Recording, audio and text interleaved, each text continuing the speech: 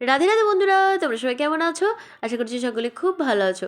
তো গত শনিবার আমি বরমশাই দাদা দিদি মিলে বেরিয়ে পড়েছিলাম শান্তিপুরের হাটের উদ্দেশ্যে বিয়ের কেনাকাটা করতে।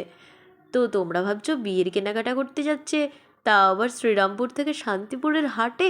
হ্যাঁ বন্ধুরা, তো আমরা কিভাবে কি যাচ্ছি না যাচ্ছি, ওখানে কী কী বার হাট বসে, সমস্ত কিছু এই ভিডিওর মাধ্যমে জানাবো। এবং আদেও কি সেখানে ভালো কি কিছু জিনিস পাওয়া যায় হাটেতে, সমস্তটাই তোমরা এই ভিডিওর মাধ্যমে জানতে পারবে।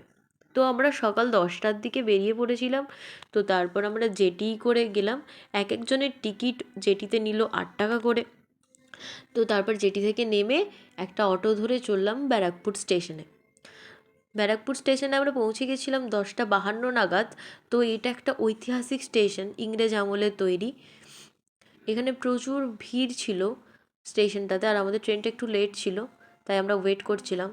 তো ট্রেনটা আসতে আমাদের 11টা 6 ট্রেন ছিল, 11টা 15-র দিকে আসলো। তো তারপরে এখানে উঠেই আমরা লেবু খাচ্ছিলাম, তার আগে একটু চিড়ে ভাজা খেয়ে নিচ্ছিলাম। এই সব খাওয়া দাওয়া করে একটু গল্প গল্প করে আমাদের 2 ঘন্টা জার্নি করা হলো এই ট্রেনে। এরপরে ট্রেন থেকে নেমে আমরা পৌঁছে গেছিলাম শান্তিপুরের হাটে। তো স্টেশন থেকে শান্তিপুরের হাট ওই মিনিট দুয়েকের মতো লাগে আর কি। তো দেখো হাটে প্রচুর মানুষের সমাগম হয়েছিল। এখানে মানুষ আসে খুব সস্তায় জামা কাপড় পাওয়ার জন্য। তো সস্তায় বলতে একবারেই খারাপ কোয়ালিটি নয়, যথেষ্ট সুন্দর কোয়ালিটির শাড়ি।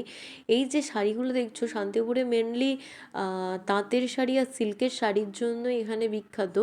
তো এখানে খুবই রিজনেবল প্রাইসে সব পাওয়া যায়। তুমি যদি মনে করো এখান থেকে কম দামে শাড়ি কিনে বাইরে কিছু বিক্রি করবে বা দোকানে কিছু বিক্রি করবে, অবশ্যই সেটার জন্য খুবই ভালো হবে।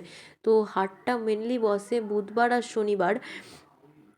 তো এখানে দেখো যে শাড়িগুলো তোমাদেরকে দেখাচ্ছি, যে সবুজ রঙের শাড়িটা ছিল, লাল রঙের ছিল, ওইগুলো মোটামুটি অ্যারাউন্ড 500-600-র মধ্যেই পাওয়া যাচ্ছিল। তো আমি এক্স্যাক্ট দামটা বলতে পারছি না। তো এখানে তারপর একটু কেনাকাটা করে খিদে পেয়ে গিয়েছিল, তো আমরা সকাল সকাল বেরিয়েছিলাম তাই খেয়ে নিলাম। তারপরে কিছু কেনাকাটা করে এখানে একটু কার্টেন দেখছিলাম, দেখার পরে দাদার বিয়ের পাঞ্জাবিটা পছন্দ করছিলাম সবাই মিলে। তো টোটাল দেখো ওই বড় ব্যাগটাতে এক ব্যাগ, আর এই যে বড়মশাই কাঁধে নিয়েছিল একটা ব্যাগ, ওই দুটো ব্যাগে আমাদের এত কেনাকাটা হয়েছে। তো আমাদের ব্যারাকপুর স্টেশনে নেমে খুবই খিদে পেয়ে গেছিলাম।